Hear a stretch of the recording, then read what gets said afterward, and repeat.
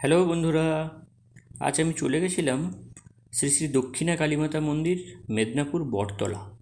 তাই ভাবলাম একটু ভিডিও করে নিই, তোমাদের সাথে শেয়ার করব।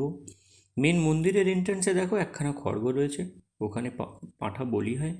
তারপরে মেন মন্দিরের এন্ট্রান্স, যেখানে প্রথমেই দেখতে পাবে দান বাক্স একটা রয়েছে। তারপরে একটু এগোলে দেখো মাকে সুসজ্জিত অবস্থায় ওখানে রেখেছে, সুসজ্জিত অবস্থায় মা ওখানে রয়েছেন এবং সামনে পুরোহিত মশাই রয়েছেন, পুরোহিত মশাই পুজো দেন। প্রতি শনি মঙ্গলবার একটু বেশি ভিড় হয় বটে, বাট পুজো দিতে পারবে, কোনো অসুবিধা হবে না। অন্যান্য দিনও পুজো দেওয়া যায়। ঠিক সকাল 10টার সময় গেলে সামনে বিভিন্ন ভোগ ডালি রয়েছে, ভোগ কিনে নিয়ে ওখানে মাকে পুজো দিতে পারবে। এবং ওখানে ফুলও পাওয়া যায়, ফুলও কিনতে পাওয়া যায়, ফুল নিয়েও ওখানে মাকে দিতে পারবে। কত সুন্দর মায়ের রূপে মা সজ্জিত হয়ে আছে, খুব ভালো লাগলো কি ওখানে, তাই তোমাদের সাথে একটু শেয়ার করে নিলাম বন্ধুরা। Thank you.